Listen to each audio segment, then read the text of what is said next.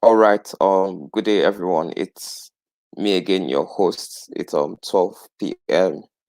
Primetime Africa, and today we are back with another session of SP Talks, and today we'll be talking about leadership.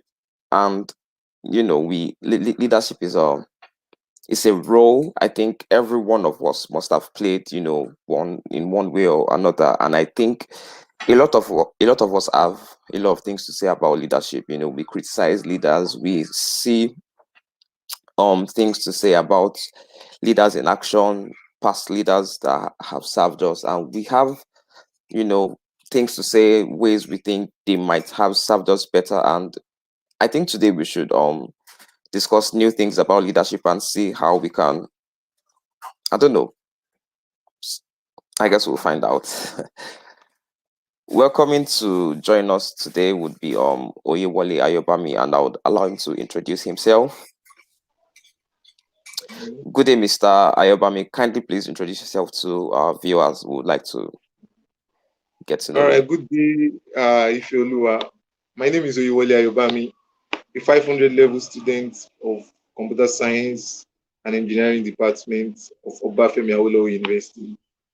And uh, I'm a passion and I'm very passionate about leadership. It's something I believe every one of us has a part in. And I hope at the end of this talk, we can both learn one or two things.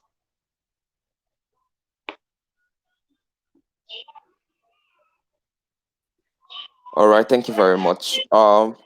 I'm very sure we are all eager to learn about leadership as well. To start this session, what does leadership mean to you?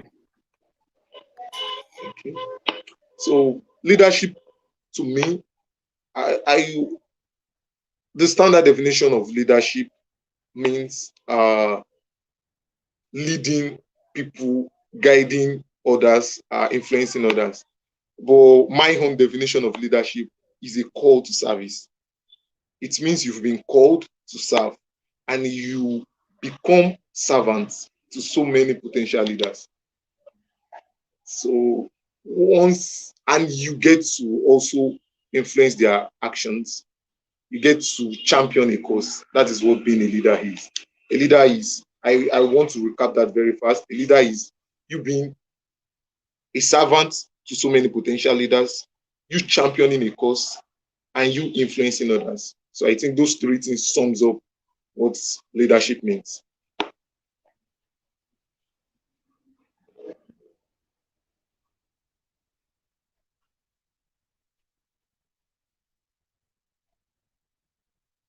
Muted. You're muted. I can't hear you. Oh, I'm sorry about that. So when did you first encounter leadership? When did leadership start making sense to you?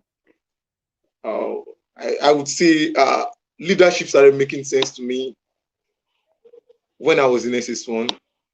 When I was in SS1, uh, I was the class monitoring captain. We have a class captain and we have a class monitor. So I was the class monitor, and there was this task that was given to me, not officially, unofficially by my other classmates, tagged Gary D. So we have this occasion where we, towards the end of the term, I think the last day of exam or 2 days before exam, the last exam, we come to school with Gary, with water, sugar, and granules, and we just make merry. And taxed with so taxed with that level of taxed with that level of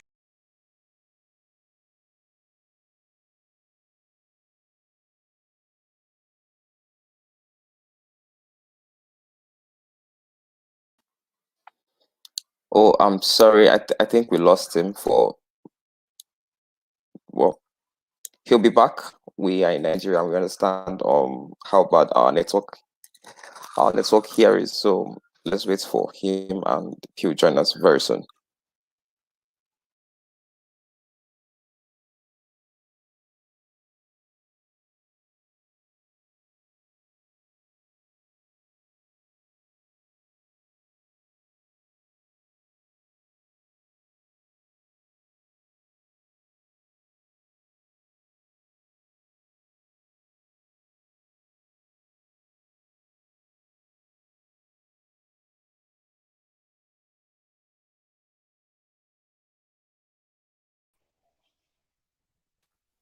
Welcome back.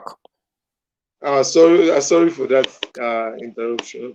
So as I was saying, I was tasked with that event.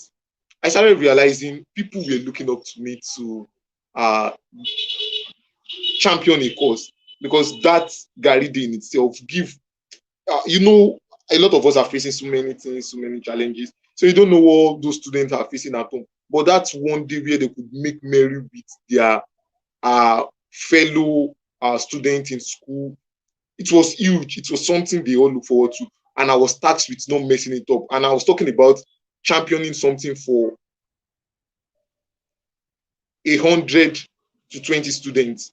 So it was like an Herculean task for me, but it was something that brought about the epiphany of leadership to me, that it's a calling. Because then I knew I had to get it right. I knew I had to make sense of what I was doing right there, so as to make sense of the event for people that would enjoy it. So I think that was my first epiphany to leadership. That start in itself was my first epiphany. All right, that makes a lot of sense. Like I said, before I invited you here, I said, a lot of us must have had one or two experience with leadership. That being said, what traits do you think a good leader should have? What makes Okay. a good leader? There are a lot of traits, first of all, but first and foremost, you have to be honest and you have to have integrity as a leader. You have to be sincere in the cause you are championing. You yourself have to believe in it.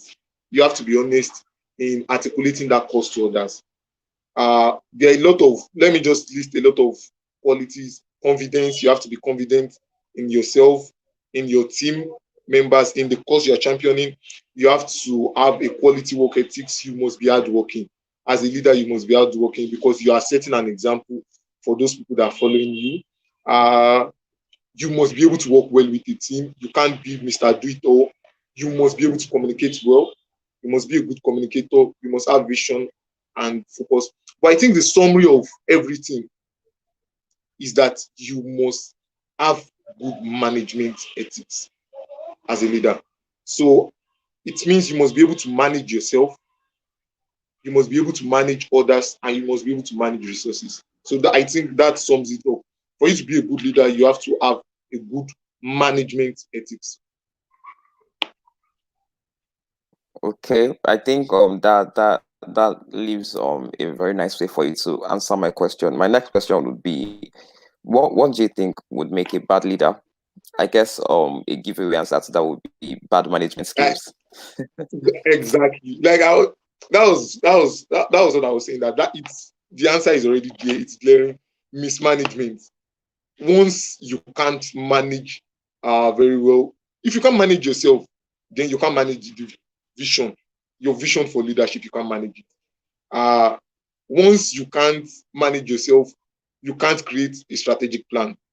Even if you create one, you'll not be able to follow it because you can't manage yourself. Once you can't manage others, you can't resolve conflict for others. Once you can't manage resources, you are going to fall into a lot of crises. Uh, your tasks will not be completed on time. Your vision will be behind schedule. So mismanagement. And I think a case of Nigeria would do the whole reason we are in this era of bad leadership is mismanagement of people. We are not utilizing our skilled and unskilled labor properly. Uh, Mismanagement of themselves. They are not managing themselves well, because if you manage yourself well, you will know that greed is not the way to go. If you embezzle all the money in this world, you can't take one naira out of it to heaven. Once you die, you just die. Nobody's going to bury you with any money.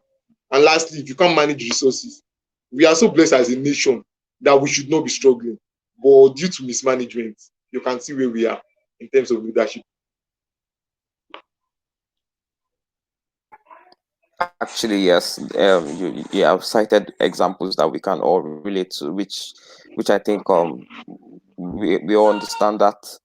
So if we are talking about the good and the bad traits of leaders, how do you think leadership skills can be improved? How can you build them? How can you improve leadership skills?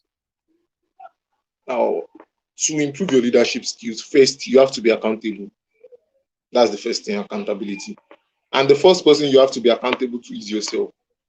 You have to be able to sit down, look in the mirror, and tell yourself, okay, I'm not living by the proper leadership standards. You have to be able to do that from time to time. Uh, then you need to have people that can keep you in checks. The principle of checks and balances, you need to incorporate it into your leadership scheme. Finally, okay, you need to understudy great leaders.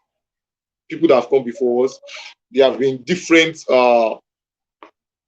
examples of good leadership. So you need to understudy those people. And in understudying them, you need to understand that they are human, they have flaws. So you need to be able to pick the good and discard the bad. And finally, you need to read books. You need to read books on leadership to understand it's an evolving trend, it's an evolving concept. The dynamics change. So you need to read books. I recommend books by T.D. Jakes, Miles Monroe. If you are religious, Joel Austin, our own very own Sam Adeyemi. If you read books, then I think another book I would recommend for you is My Watch by former president of Nigeria, Olusegun Obasanjo. If you if you read this book, you would gain some insight on leadership ethics.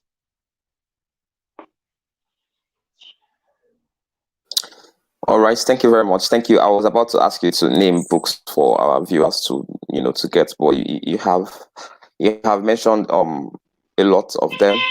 And since you're talking about learning about leadership, we're talking about education, what would you say are some of the challenges that leaders face, and how do you think, or what would you say is the best way they handle these challenges?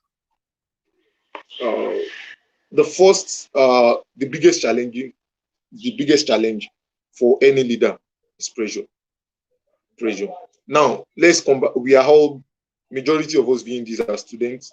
So, and like I said, leadership is not just when you aspire to a political position, a religious position. Leadership, there is what we call charismatic leaders. So, in that little circle, in your circle of friends, you people have a deferred leader. And if you look at your deferred leader, you will see that you guys defer to him a lot. Every one of you expects things from him. He has to be upstanding, or she has to be upstanding. She has to live by this principle. These are what you expect from them all the time. So there is pressure on a leader. There is pressure, a lot of pressure. That's the biggest challenge for a leader. You face pressure from earlier I told you that a leader is a servant to many leaders, right? So you are going to be having demands from those many leaders. So you need to know how to, that is the biggest issue. Then the second, which is also very important, is pride. As a leader, you would see yourself in an extolled position. It will seem like you are in an elevated position. So you start to have this sense of puffness. Let me use that word. You start to have this sense of puffness. So it's in you to try as much as possible to make sure that you do an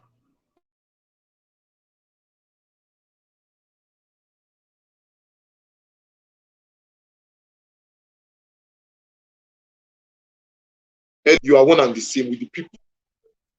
You are one and the same with the people you are serving. You are not better than them. You are the same as them. You are your servant. So you need to watch out for pride. Those two things, pressure and pride. Those are the two challenges every leader would face.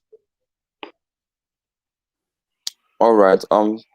Yes, they all sound right. Personally, I have, like, another view to challenges a leader would face.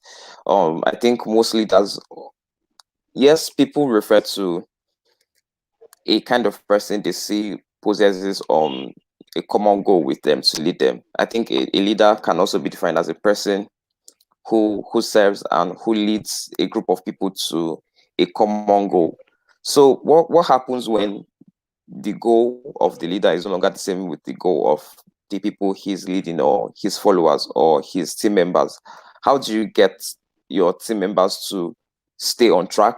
How do you get them to also, focus on the same goals as you have as a leader? uh, definitely as a leader, you will be privy to some informations that the followers are not privy to. So you might need to pivot. You might need to change the direction in which your uh, course is heading. Uh, I'm very sure everybody's going along with this. You might need to change the course. So now, to change the course, you can't just bring down an idea or a change of course because you'll be able to buy them in due to a particular cause. You're able to buy them in due to passion for something. So I'm following you because we have a common goal. If you are going to change the goal, you need to sell the goal to me to make it seem like it's in my best interest to follow the goal. So I feel as a leader, a skill you need to have is ability to sell your goal to your followers.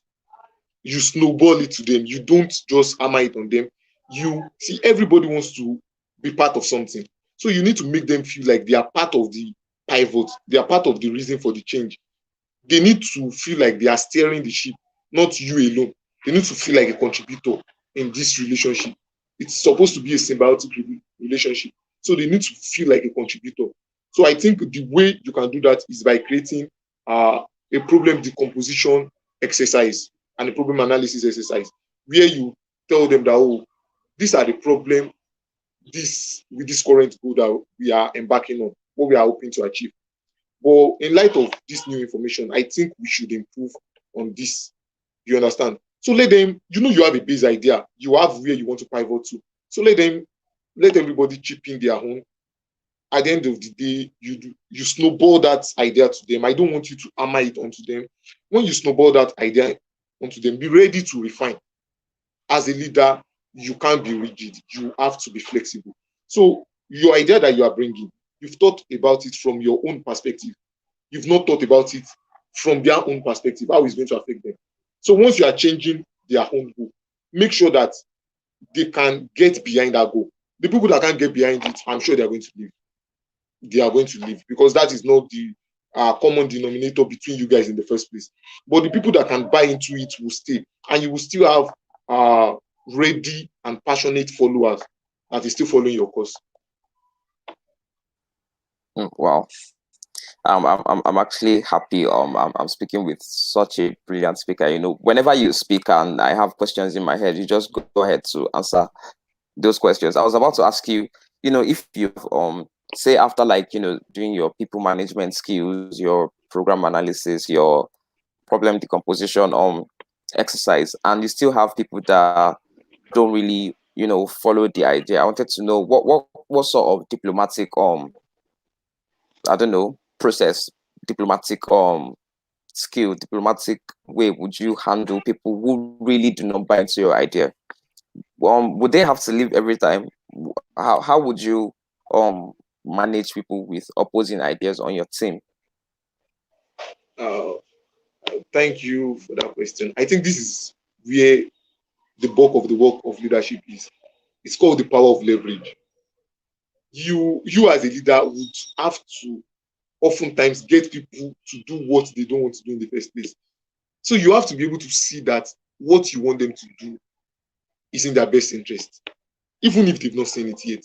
That is one of the attributes of a good leader. You have to be able to see that, okay, this end goal is good for you. You don't see it yet, but it's good for you. So you need to be able to look for their pressure points. As a leader, you need to be attentive to details, to minute details. So everybody listening to this, I hope that's another takeaway for you. As a leader, you need to be attentive to details. You need to leverage that person. Whoever wants to leave, see, to call a spade a spade, some people are eventually going to leave. But you need to make sure that only a minimal number of people are leaving. So to do that, you need to leverage them. You need to find out what makes them tick as a leader. You need to make them feel that what they want is in line with what you want. You understand? You need to tie their interest to that new goal. Once you're able to do that, believe you me, they are going to stay. Um, Thank you very much. You said something about as a leader you must be flexible. So I want to know, should a leader always be flexible? When should flexibility, come into your act as a leader, and when should you not be flexible, if at all you shouldn't be flexible as a leader, As a or if at leader, all you you have to should be listen to all flexible? advice. My bad. As a leader, you have to listen to all advice. That is where flexibility comes in. You can't close off people. You have to have this good attribute of active listening. You need to listen to people. You have to have a good listening ear. But as a leader, also, you need to know what to take and what to discard. Remember, I said earlier, one of the challenges of a leader is pressure. You are going to have a lot of demands, but you can't discard demands. That is it. That is where your flexibility comes in. You need to listen to everybody. Yes, I have so thing I want. Okay, I have so thing I want. Okay, we should do it like this. Okay, you don't say no. We are not doing it like that. No, you don't remove them. We should do it like this. Okay, we should do it like this. Okay, we should do it like this. Okay, I have this and this. Okay, you take everything. That is where flexibility comes in. You don't make people feel less of themselves for having an idea, for coming up with a way to do things, for having an innovation or an insight. You don't do that. You make them feel welcome. And you have to have a thin line between flexibility and rigidity as a leader. Your rigidity comes in the fact that those ideas you got, those numerous ideas you've gotten from people, you start sieving out the bad ones. Some you take part of it, some you take all of it, some you take none of it. So you have to know when to do that. But your flexibility is listening to every demand. But your rigidity is knowing when to use it. You don't use some, no matter what happens, you don't use it. But your flexibility is listening to everything. You need to let people know that you have a listening ear. All right, thank you very much. I would want to ask, have you, aside the story you told us earlier, have you been in other leadership positions, and who was your role model back then? Who did you look up to help you? So yeah, I've I've been in other leadership positions. I was the vice president of my department when I was in part three, and it was a good learning curve. It was thrilling, and one of the person I look up to as a leader is the former president of United States of America, President Barack Obama. I so much love his people management when it comes to leadership. He he has this flair for handling people. He has this charismatic aura about him that makes you know that you have a leader that is there for you in time of crisis. Though there was an hurricane, I think Hurricane Maria also. You His closeness to the way he was talking about them overcoming that natural disaster. You as a follower, you would be glad that you have this kind of captain steering the ship. He manages people well. Another thing he did was there was a rally he was at, and there was this guy questioning him, aggressive questioning, and he knows in his heart that what the guy was talking about, he could not implement it. Like it was in the purview of the Congress to implement that. But the way he answered the guy, it was not in a condescending way. It was not in a rebuffing way. It was not as if he was looking down on him. It was in an impactful and an insightful way that you look like the most powerful man on earth answering someone next to a nobody, but still giving him deference. So that is people management. They said every man can stand adversity, but gives a man power. That's it. That's his true test. So I look up to President Obama very well because he has people managerial skills.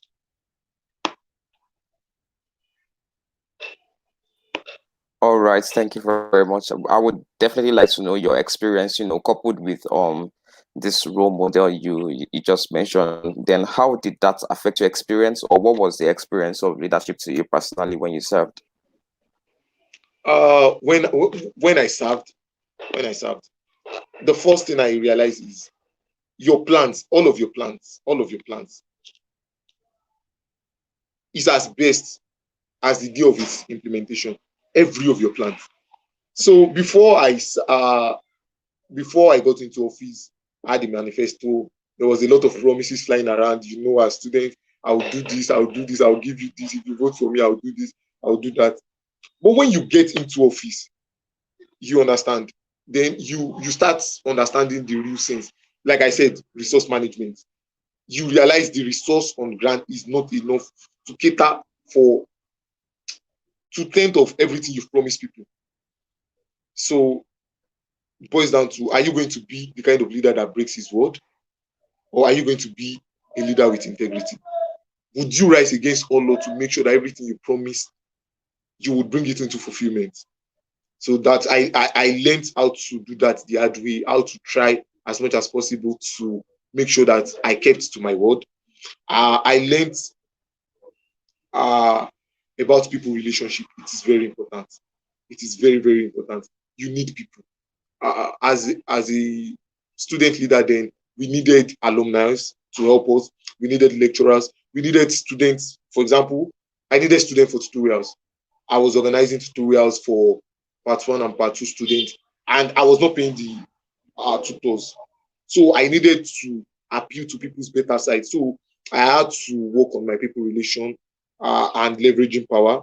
And finally, I got to have fun. I think that's the most interesting thing. Leadership is a social experiment. I got to have fun with uh, being a leader. It was fun. I enjoyed everything I did. I didn't do it out of spite. I didn't do it in a state of being proud. I just enjoyed it.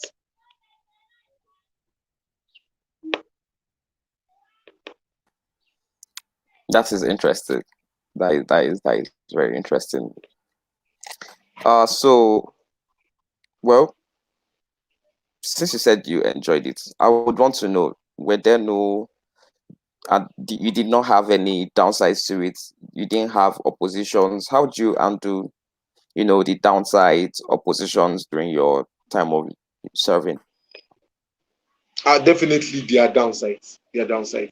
First of all, uh, let's start from when you were campaigning to become whatsoever, or even in your small groups. Let's use our small group as if there's an unspoken leader and there's someone that always wants to be a leader. You get, so there would always be difference in opinion. So definitely there was difference in opinion. People who have contrary to say about what you are doing. But it boils down to you to make them see reason. Like I said, you need to make them see that is in their what you are doing is in their best interest. So then we had resource issues, but we had to come up and think on our feet. And I had the opportunity to work with a female president, a wonderful person at that. She was quick on her feet. She was able to spur us to that uh, resource uh, resource planning adventure. We're able to get resource. We're able to plan for it. Uh, we're able to work with lecturers. The way we're able to handle them, we switched it up, because when we came in, we realized that the student lecturer relationship in the department was nothing to write home about. So we had to work on that. That was another problem we faced. Like I said, you need people. So we had to work on that. Resource management, we had to improvise. We had to start thinking on our feet. And I think by the end of it all, by the end of our tenure, people will be able to see that with their help, with their help, with their consolidation, and with a little bit of effort from our own side, we'll be able to do great things.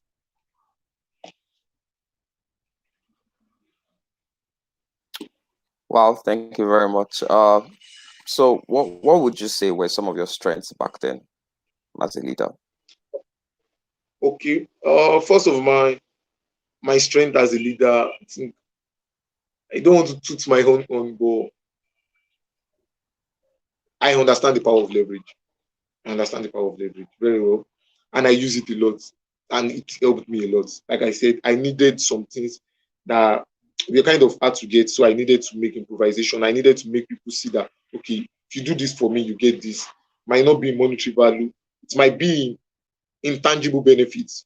If you get what I'm saying, intangible benefits. It's not intangible benefit. You don't get money, you don't, but you get this sense of, oh, you've done something good for the community. You've given back to your immediate community, to your department. I was able to leverage people a lot on that. Uh, Also, I would like to think of myself as a good communicator. I think I know how to articulate and pass my message across. So I think that also helped me. And finally, I would fashion myself a strategist. If I have any goal to achieve, I come up with an action plan that involves me decomposing that goal into smaller component of tasks, into smaller task components that I try to achieve, and I check against milestone. So I think those three attributes were what helped me during my leadership. All right, thank you very much. So, since we have talked about strength, or we have to talk about weaknesses. So, what are some of your weaknesses as a leader? Okay. Some of my weakness was the fact that why I was able to leverage, I was not able to leverage enough. I look back now and I can see a lot of missed opportunity. I could see a lot of opportunity that was missed by not recognizing them, by not working with some people. So if I could turn back the hands of time, I think my eyes are more wide open now to utilize that opportunity. But you know what they say about opportunity? It only comes but once. So it's painful. But I think then my leverage power, like I would have thought it was okay, but I realized, like I said, you need to be able to be accountable to yourself. I realized it was not up to par. So, and I realized I needed to work on it. I needed to understand people. I needed to understand the psychic of people, to read people's tales. Like, what does this person want? Without him or her telling you what he or she wants, you need to be able to read those tales. I need to be able to have that thing in your armory to get what you now want. Like, I know this person wants this. So can I leverage this to get this for the greater good? So I think those were some of my short feelings, but I'm working on them now. I'm working on them. All right, all right. It is nice you mentioned for the greater good. So, people won't take our words out of context, because you saying using something to get something might sound, No, no, no, like definitely. Everything is for the greater good. It's for the cause, just for the cause, and for the cause alone. all right, all right. So, did you have to resolve conflicts during your time? What kind of conflict or resolving techniques did you use back then? I think resolving conflicts is a big part of being a leader. It's a big part of being a leader. You can't run away from it. You can't run away from it. But I think to resolve conflicts, I think I've mentioned this earlier. You have to be a good listener, not a passive listener, not a combative listener. You have to be an active listener. You have to be able to listen to all warring parties, all the disagreeing parties. You need to be able to listen to them. Okay, what's the problem? Now you have to also be emotionally intelligent enough to be sympathetic towards their cause. You need to put yourself in their shoes. Okay, I'm listening to you, and I also understand. I feel with you what you feel. This is the problem. So after listening to all disagreeing parties, you need to sit down, you alone, come up with a solution. That solution is called a based solution that favors A, favors B, and make them reach a parley. So once you have that solution, you go back to them and tell them, what do you want that will make this conflict to end? You listen to what you want. What do you want that will make this conflict to end? You listen to that. Now you have uh you have two requirements. A is telling you I want this for this conflict to end. B is telling you I want this. And you have a base requirement, something that is at the middle, at equilibrium for both of them. So now you look for a way to give them 50-50. That is the art of negotiation. And see, one thing about negotiation is that everybody leaves the table both happy and unhappy. That is what a good negotiation is. So you need to help them, you need to give them what they want. Like, they are going to pick one and not be able to leave the other. That is what you have to be able to do. And what will help you is uh, that base solution that you've brought after listening to both of them uh, empathically. You've listened to them, you've empathized with them. So you've created a solution, a base one. You listen to what each of them wants. And from there, you give them something that is 50-50 that they can't run away from. So that way you're able to resolve conflict between them. Yeah, thank you very much. I would actually even say we think alike. Personally, for me, when it comes to conflict or any kind of problem, I tell people communication, active listening, and understanding is the. It might sound very basic, but that is the key to solve almost any problem. You communicate, Definitely. you listen, you really listen, and you understand as well. So I think I think I can testify to the effectiveness of your solution. How do you or how did you motivate team members to work together? Oh, to motivate team members to work together, you must be a good team member yourself as a leader. You must be able to be in the trenches with them and show them how it is done. That's the first thing. You don't stand afar and start calling the shots and you think you are motivating people. No, you must be able to get in the trenches with them. If you are telling people we are doing this, your sleeves need to be rolled up with them. You need to be at the front line with them, championing that cause. So that way they feel, oh, this this leader is not just all words, he's also action. He backs his words with action. So you are able to motivate them. Uh, you praise the team. You praise the team publicly. When there is a breakthrough, when there is a positive feedback, you attribute that success to the team. That is how you motivate them. And if there's any backlash, you as the leader need to bear the brunt. If you would if you correct them, you do it privately. But in the face of the public, you bear the brunt. You say, I'm sorry, I could have done things differently. You use the word I.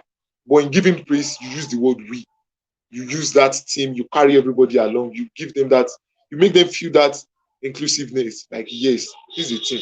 I feel if you do that, and you need to have a listening ear, you need to let everybody know you can come to them. Let them know that their input is welcome. Once you can do that, I feel you are on the right track to building what we call a gel team. All right, thank you very much. So you mentioned praising team members. Do you how do you praise team members in public? Do you think praising a single team member in public would have a sort of negative effect on the rest? Um, sure, it's going to have an effect. Let's say an effect. The effect can be negative or positive. It's going to have an effect. So it's not something you should make an habit of praising, or especially singling out one person and praising them always. Don't make an habit of it, or else you are just going to be painting a bull's eye at their back, on their back rather. So you don't make an habit of it. You try as much as possible to praise the team. But there are sometimes someone will do something extraordinary. You need to call it out and praise them. They need to see that form of encouragement, that you recognize their input. Then in praising them, you don't dwell on the fact that others didn't do well. You praise them for what they did, not for the ineptitudeness of others. Not that because others can't do this, that is why you are not. You need to just praise them for what they did and keep it short, keep it brief, not too much details. Then don't make an habit of it. Praise should be for the team. If you even have to do it uh, for a singular occasion, it should be very brief. Because if you start doing it long and long, it's going to bring about resentment and jealousy. But there are some praises that even others would look up to and they want you to praise them like that. So once in a while, you need to bring that card out of your uh, deck of cards and just play it out. All right, yeah, that sounds great. Do you think leaders are born or leaders are made or both can exist? Well, I think everybody is born a leader. Everybody is born a leader. We just do a better job than each other of mining our leadership qualities. Everybody is born a leader. We do a better job of it. Some people have never gotten or putting themselves in a position of leadership before. They shy away from it, they run away from it. And until you step into those shoes, you will not know how good you are at that. So you can read all the books in the world, you can understudy people, but if you don't start doing, you won't know. So you need to start doing. So today I'm taxing everybody listening to it. In your small group, in your study group, start being a leader, start influencing people, start championing a cause. You're a born leader. Everybody's born a leader. You just need to mind that leadership characteristic in you. Everybody is born a leader. All right. All right. Do you like to finally? Do you like to talk about leadership positions? Do you like to talk about service, serving? Do you like to talk about leaders, and do you like to critique leaders and see how they can do some things better? See, praise them, critique them. Do you like the topic of leadership itself? Definitely. Definitely. I think two of my passion that is outside my discipline, that is what I'm studying in school, is leadership and politics. Like I so much buy into that concept. I buy into that concept a lot. Like I said earlier, accountability in leadership to improve yourself. There has to be a principle of check and balances. So every leader needs to be called out. You need to always keep them on their toes. Constructive criticism. You don't just criticize them just for criticizing sake. It needs to be constructive. You need to make sure that you are passing a point across that, sir, you've done this thing like this, but it would have been better if you do it like this, because we are sitting at the sideline and we can see some things that you are not seeing. So I'm a big fan of actually talking about our leaders, looking at ways they've defaulted in their leadership role and how they can better their leadership ethics, because not criticizing enough, keeping mute got us into this mess in the first place. And I feel we need to talk ourselves out of this mess, and we need to back our talk up by actions.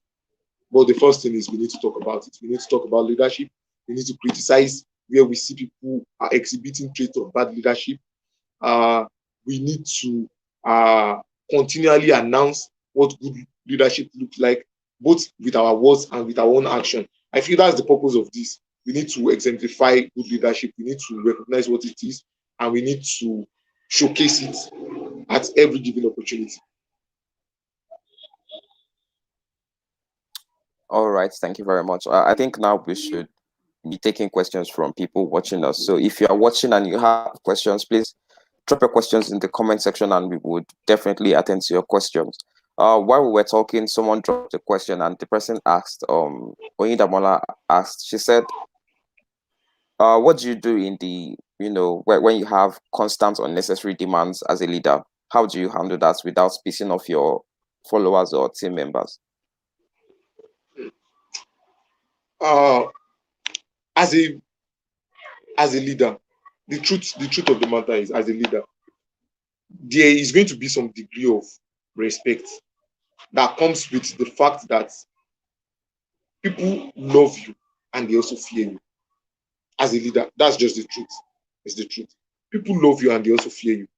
So you sometimes need to work with carrot and sticks as a leader.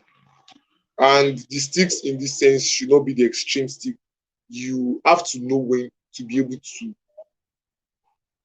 tell people that their demand is unnecessary without actually being condescending. I cite a case of our President Obama, where someone was making unreasonable demand. He knows that President Obama can't implement what he's asking of. It's in the purview of the Congress to implement that. But there are ways that you can, there's something called rewarding. You make that person say their own words back and look and just check if it makes sense to them. Okay, just tell them, you want me to do this, right? Because of this, right? And this, right?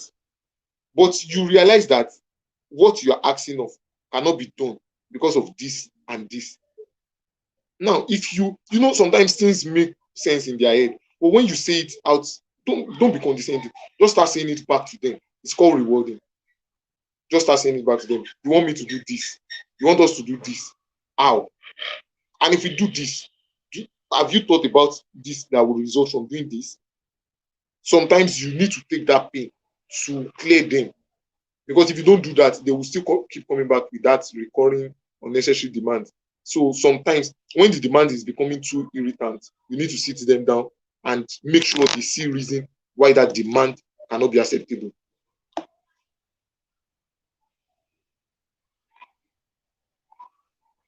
All right.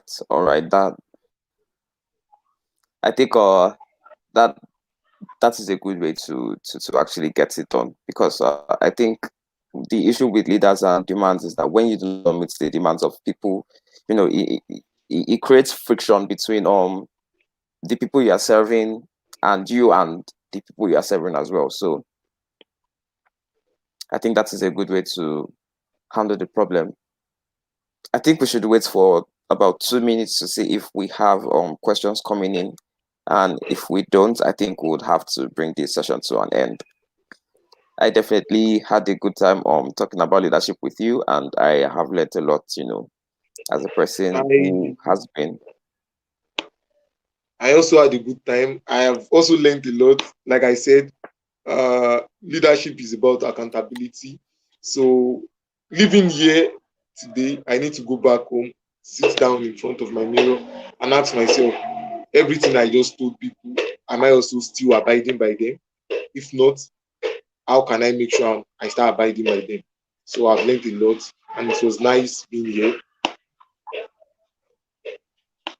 Yes, I had as much fun, talking about this. Yeah, I Right also now did. we are waiting for, yes, we are waiting for people to ask questions.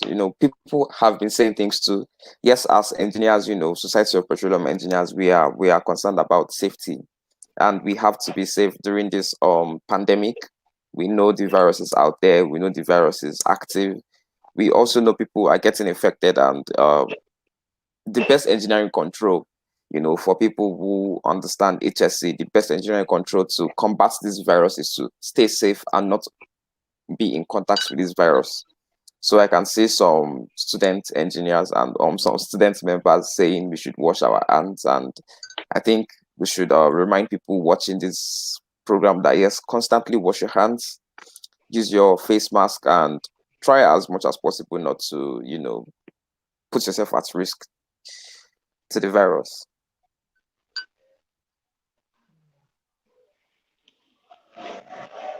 Okay, so 2 minutes, it's up, and with the absence of no other question, I think this would be it for today. And Mr. Ayobami, we are grateful for having you here. Would you like to say your farewell? Yeah. Uh, to the XP Society, Aoi chapter, thanks for having me. It was nice being thought of to give this talk. I appreciate the platform, I appreciate the opportunity. And to everyone that is listening, leadership is all about influence, which is one of what we do in our everyday life. We influence people with our words, with our actions, and we are all born leaders.